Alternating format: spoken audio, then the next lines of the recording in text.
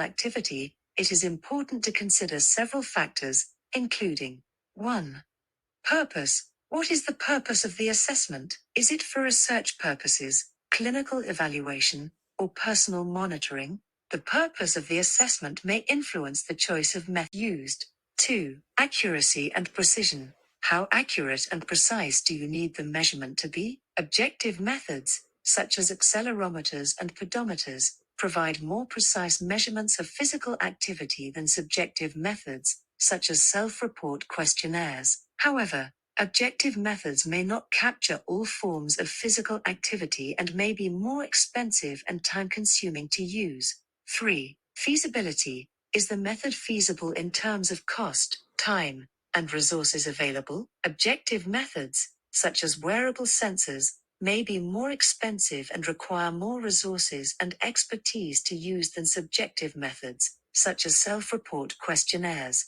4. Population. What is the population being assessed? Some populations, such as older adults or individuals with disabilities, may have difficulty using objective methods, whereas self-report questionnaires may be more feasible and acceptable.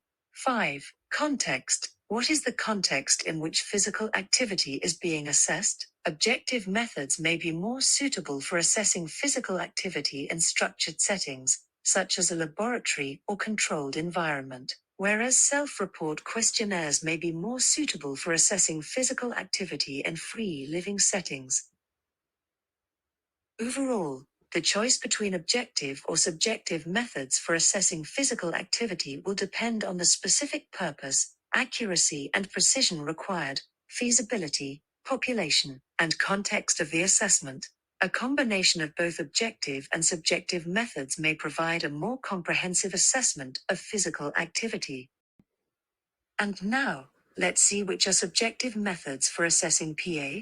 Subjective methods for assessing physical activity rely on individuals' self-report of their physical activity level. These methods are usually based on questionnaires, interviews, diaries, or logs that ask individuals to report on their physical activity behaviors over a specific time period.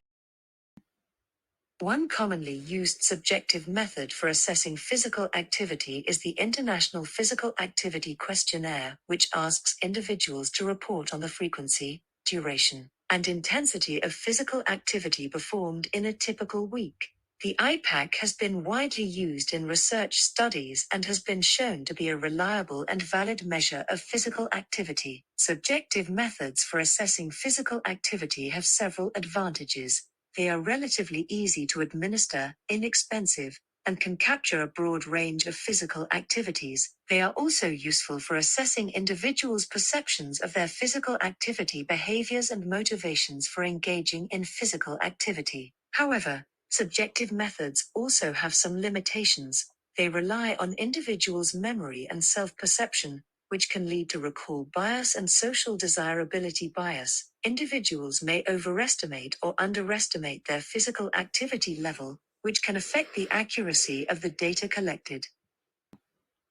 Overall, subjective methods for assessing physical activity can provide valuable information about individuals' physical activity behaviors and perceptions, but should be used in combination with objective methods to increase the accuracy and reliability of the data collected.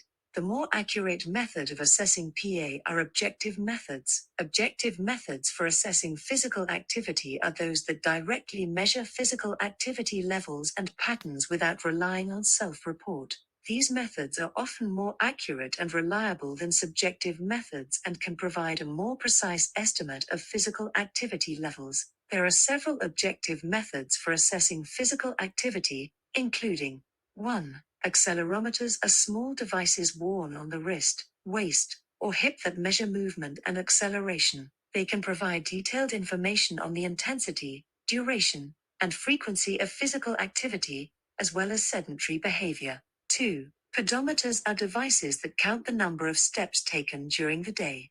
They are relatively inexpensive and easy to use, but may not capture all types of physical activity. 3. Heart rate monitors. Heart rate monitors measure heart rate during physical activity and can provide an estimate of energy expenditure. They are particularly useful for measuring the intensity of physical activity. 4. GPS and Geographic Information Systems, GIS. GPS and GIS can be used to track individuals' location and movement, providing information on physical activity patterns and environmental factors that may influence physical activity. 5. Direct observation. Direct observation involves trained observers recording individuals' physical activity behaviors in real time. This method is particularly useful for studying physical activity in specific settings, such as schools or workplaces. 6. Doubly labeled water is a method used to assess total energy expenditure.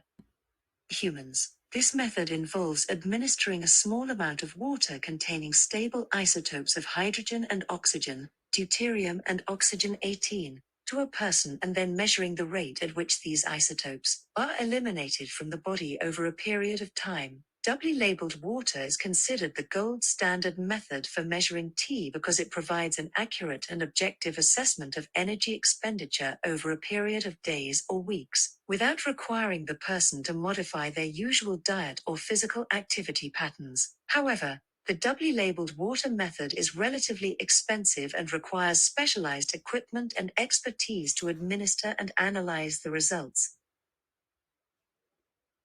Additionally, the method does not provide information on the specific types of physical activity performed by the individual, and it may not be suitable for certain populations, such as pregnant or lactating women.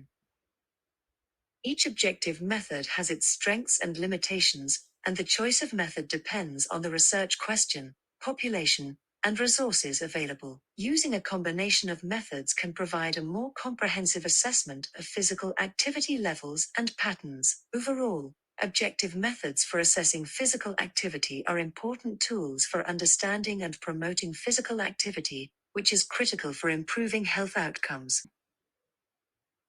As we come to the end of this blended learning course on the topic of assessment of physical activity, I hope that you have gained a deeper understanding of the importance of assessing physical activity, the various methods available for doing so, and the factors to consider when choosing an appropriate method. Through a combination of online lectures, readings, and in-person activities, you have had the opportunity to explore the different aspects of physical activity assessment, including the amount, intensity, duration, and frequency of physical activity, as well as the subjective and objective methods used to assess it. Thank you for your participation in this blended learning course, and I wish you all the best in your future endeavors.